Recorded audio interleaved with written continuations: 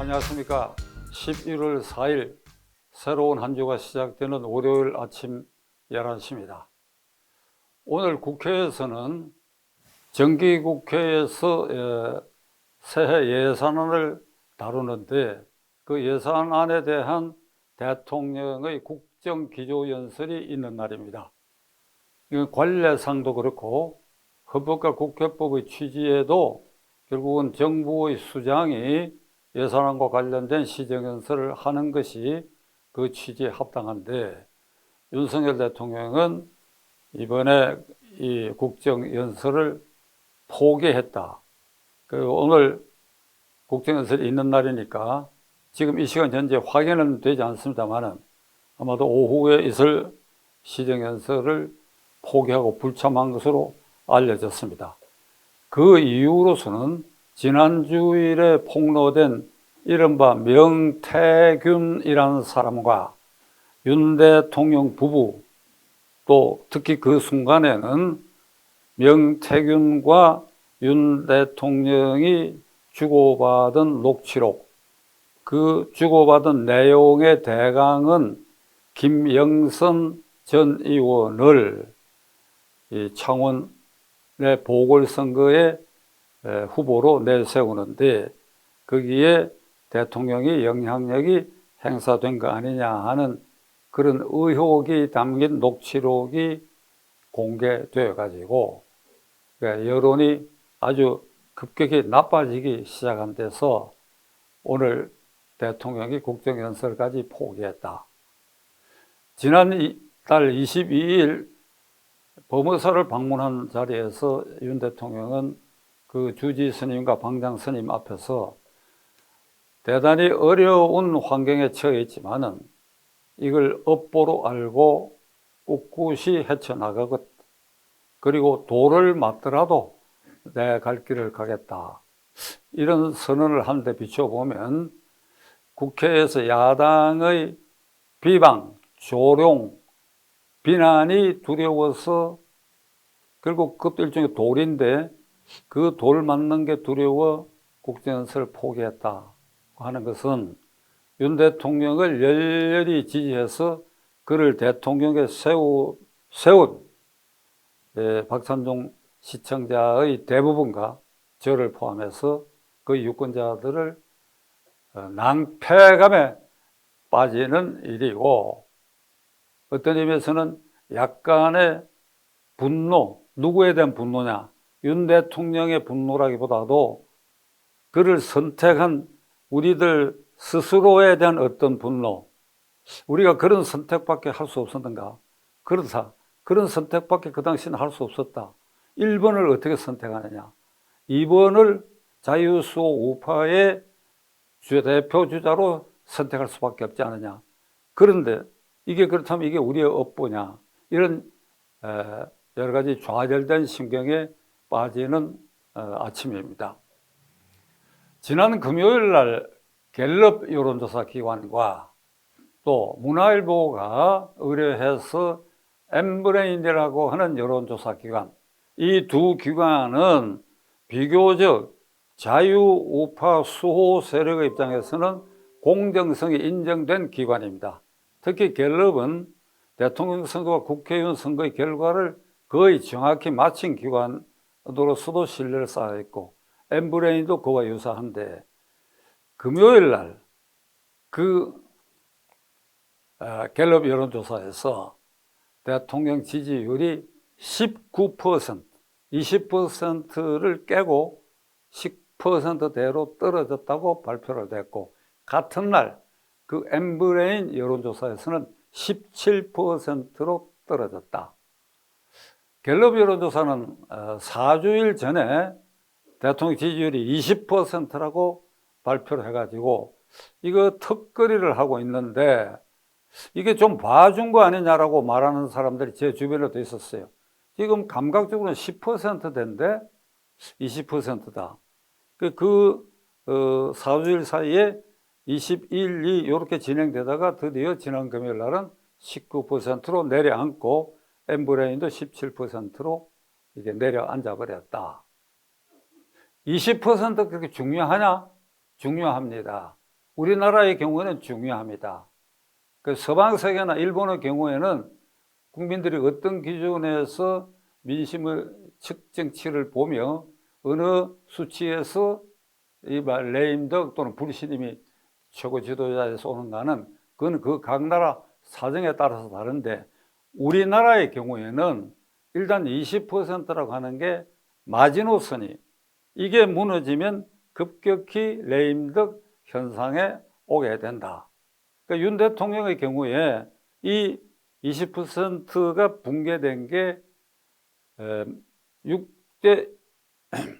제6공화국 이래에 8번째 당선된 대통령인데 7번째까지 대통령들이 5년 임기의 절반 지점에서, 그러니까 2년 6개월 그 지점에서 20% 이하로 떨어진 대통령이 없었다. 오히려 김영삼 대통령 같은 이는 2년 반 지나 3년 지나서 있었던 15대 국회의원 선거에서도 과반수를 확보할 정도였다. 그러니까 20% 이하로 전부 퇴임 시에는 다 떨어지기 마련인데, 그러나 임기 중반에서 20% 이하로 떨어진 예는 윤 대통령이 이게 처음이다. 이렇게 되면 어찌 되느냐? 공무원들이 움직이지 않는다. 이 놀라운 사실은 어떤 여론조사에도 이 40대의 지지율이 대통령과 여당에 항상 낮게 나와요. 그런데 이번 갤럽 조사에서도 40대가 5% 정도로 나왔어. 5%. 가장 낮은 세대인데, 이게 굉장히 두려운 것이 지금 공직사회에 100만 공무원이라고 하는데 100만 공무원의 절대 주류 중추가 40대입니다. 그러니까 이런 걸 생각하더라도 이제 윤 대통령의 위엄과 명령이 통하기가 어렵다. 그러니까 레임덕이 이제 급격하게 찾아오게 된 것이다. 그 왜 이렇게 됐느냐? 그 원인이 어디 있느냐? 이건 이미 우리가 다 잘 알고 있습니다. 토요일자 서울의 유력지가 이 영남 지방의 민심을 개별적으로 가서 취재한 기사가 보도됐는데, 이번 이 여론조사는 영남 지방에서, 그러니까 전통적 국민의힘당 지지 지역에서 대통령 지지율이 20% 이하로 떨어졌다. 대구, 경북이 그렇다. 그러니까 그 지역을 개별적으로 가서 취재한 결과를 보도를 했는데, 정치면의 타이틀이 이렇습니다. 대구 서문시장의 50대 후반의 여상인이 말하기를 이 현상의 원인이 딱 한마디로 집안 단속을 잘못했기 때문이다. 요걸 타이틀로 뽑았어요. 그런데 그 대구의 방은 그대로로 타이틀을 뽑았어요. 집안 단속을 잘못한 거 아닌기요. 이렇게 뽑았어요. 그러니까 집안 단속을 잘못했기 때문이다. 요게 오늘 지지율이 떨어지고 윤 대통령의 통치권 행사, 그리고 김건희 여사의 문제가 어떻게 민심에 반응하고 있는가를 딱 그 한마디가 이게 증명했다고 생각합니다. 기막힌 표현이다. 저는 그 신문을 보고. 집안 단속을 잘못했기 때문이 아닌기요. 저도 경상도 사람이지만 그대로 정확히 흉내를 못 내겠는데, 집안 단속을 잘못한 뜻입니다. 이 말입니다. 이 말은 결국은 수신제가에 윤 대통령이 실패하고 있다. 3주 전에 제가 펜앤마이크에 나가가지고 6공화국 8사람의 대통령이 한결같이 결국은 퇴임 당시에 지지율이나 그 기준으로 봤을 때 대부분 아니라 전원이 수신제가에 실패했다. 수신제가라고 하는 게 우선 수신 본인이 최고 지도자로서 몸가짐을 단정히 하고 항상 민심에 귀를 기울이며 그리하여 정직하고 올바르게 말하고 행동해야 된다. 이게 수신이. 제가는 나와 똑같은 생각으로 내 가족, 내 아내와 자식들이 이러한 나의 생각을 뒷받침하기 위해서 근검하고 모든 국민 앞에 모범을 보이고 민심의 눈살을 찌푸리는 일은 절대로 해서는 안 된다라고 철저하게 단속해야 된다. 그래서 수신하고 제가에 성공하면 그만둘 때도 지지율이 높게 유지될 것인데 이게 역대 대통령들이 다 실패했다. 그러니까 윤 대통령도 어떠냐? 그날은 제가 일단 내가 보류하겠다. 그러니까 그때 윤 대통령도 지금 현재는 그렇다 단정적으로 얘기하기가 좀 민망해서 보류했던 것인데 대구 서문시장의 그 여상인의 말이 바로 수신제가에 실패했다는 것을 상징하는 것입니다. 대통령이 이걸 지금 깨닫고 있느냐? 지금 제가 말씀드린 거, 내가 수신제가에 실패하고 있다. 그리고 내 아내인 김건희 여사도 그런 점에서 서툴렀고 실패한 부분이 있다. 이걸 과연 대통령이 느끼고 있느냐?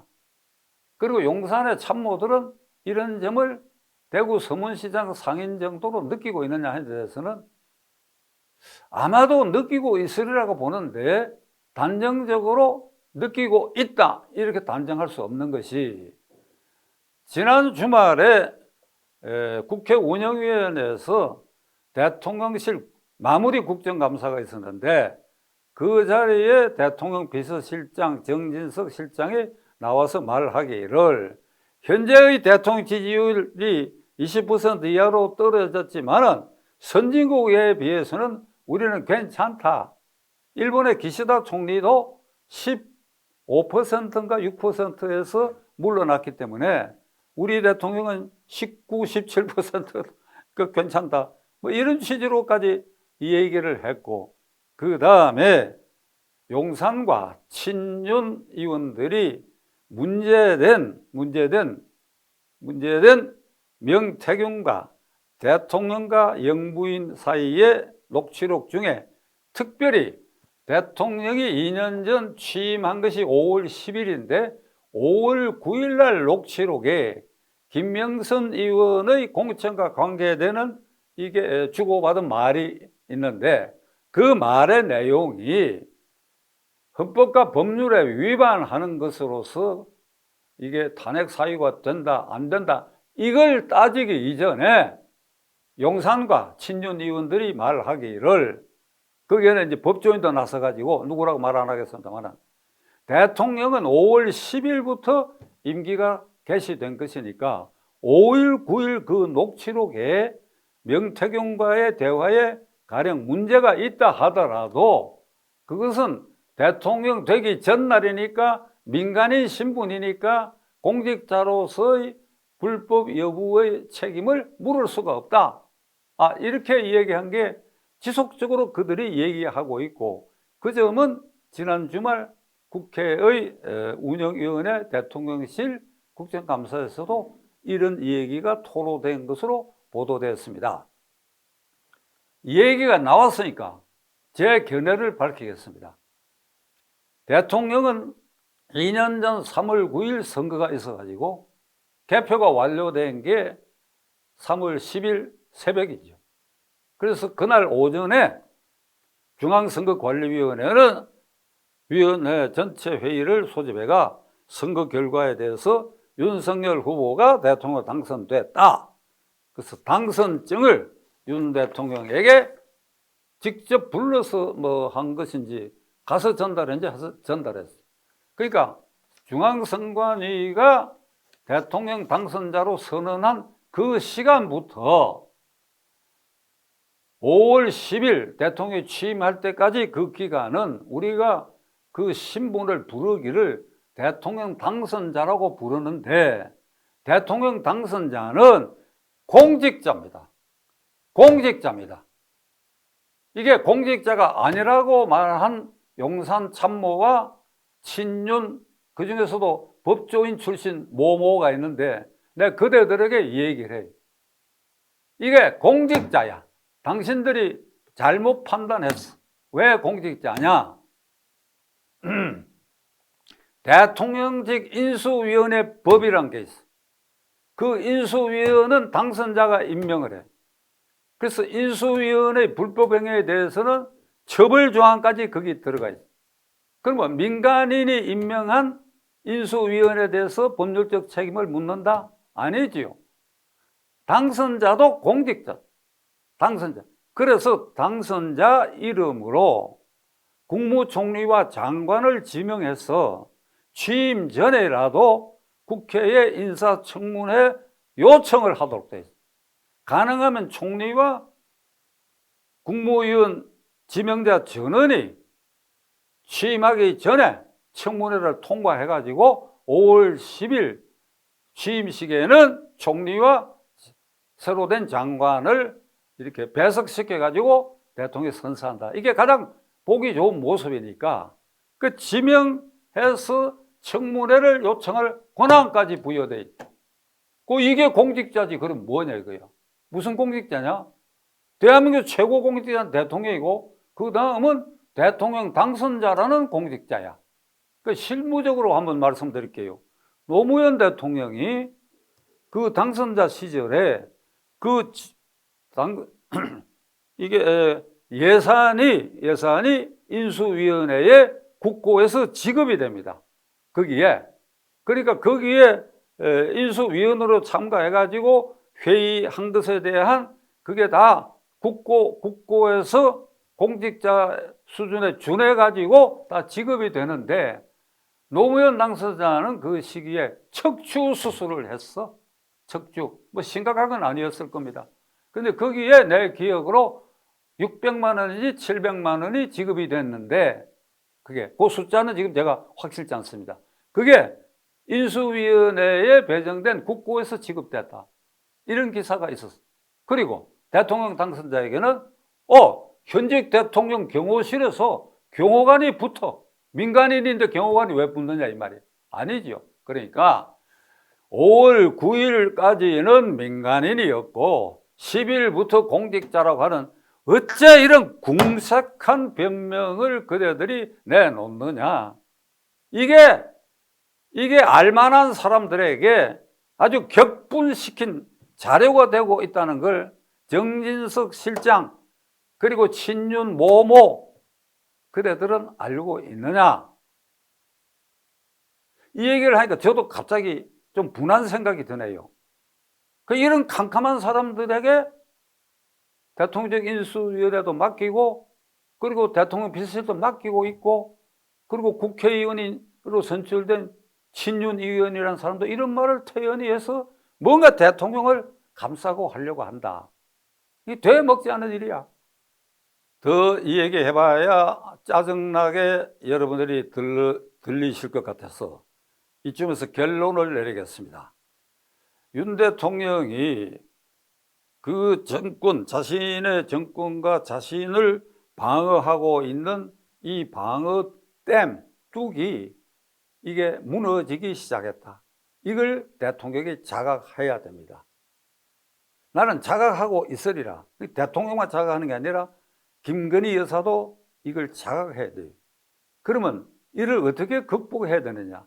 이 뚝이 무너지는 걸 어떻게 방어하고 보수라도 시급히 해서 국민의힘당이라도 제 갈 길을 갈 수 있도록 해줘야 될 거 아니냐. 이번 그 여론조사에서 다행하게도 국민의힘당과 이재명 민주당의 당의 지지율은 똑같아. 국민은 윤 대통령 쪽으로는 고개를 돌렸다 친다면 국민의힘당은 그래도 어떻게든지 바라보고 있어. 이것까지 무너지면 좌파, 정부, 그리고 잡스러운 비도덕적 사람과 세력에게 정권이 갈 위험이 있지 않냐 하는 그 우려가 여전히 국민들에게는 남아있다. 그러면 이걸 어떻게 이 레임덕 현상을 극복해야 되느냐? 1. 대통령은 직언을 하면 듣기 싫은 소리, 특히 부인에 관한 얘기를 꺼내면 경로한다고 알려져 있어. 이 시간부터 경로하지 마세요. 그리고 사의적생이란 말 우리 흔히 쓰는데 죽기를 각오한다. 정말 사의적생의 각오가 필요하다. 그 다음에 석고대죄하라. 국민들에게 돗자리 깔고 절을 하면서 잘잘못에 대해서 용서를 빈다. 석고대죄. 그러니까 버럭 소리 내지 말고 경로하지 말고 석고대죄의 자세로, 그리고 사의적성의 각오로, 그러다 보면 해답이 나와 있어. 그 길로 한번 마지막으로 가봐라. 이렇게 표변해, 대통령이 표변하기를 저는 바랍니다. 지금은 시기적으로 시베리아의 표범들이 이제 뭐 거의 멸종됐다 하지만은 초겨울에 접어들 때에 그 표범들이 털갈이를 하는데 아주 이쁘고 반짝반짝 빛나게 그 기름기가 이렇게 섭여 나와가지고 이렇게 색깔이 좋게 변한다고 합니다. 우리가 군자 표변이라는 말을 쓴, 군자는 잘잘못을 깨달았을 때 변할 수가 있다. 180도 변할 수가 있다. 그걸 표변이라고. 자, 다시 한번, 대통령은 지금 방어벽이 무너지고 있다는 걸 대통령과 부인이 자각해야 된다. 그럼 이걸 어떻게 방어하고 메꿀 수 있느냐? 해답도 다 나와 있어. 뭐냐? 대구 서문시장 여자 상인의 말 그대로예요. 집안 단속을 잘못했기 때문이 아닌기요, 이겁니다. 그래서 석고대죄, 사의적생, 그래야 표변해서 최소한도로 이걸 둑을 막아내고, 그리고 국민의힘당에 더 이상 부담을 주지 않는 길을 걸어갈 것을 오늘 아침에 간곡히 호소하는 바입니다.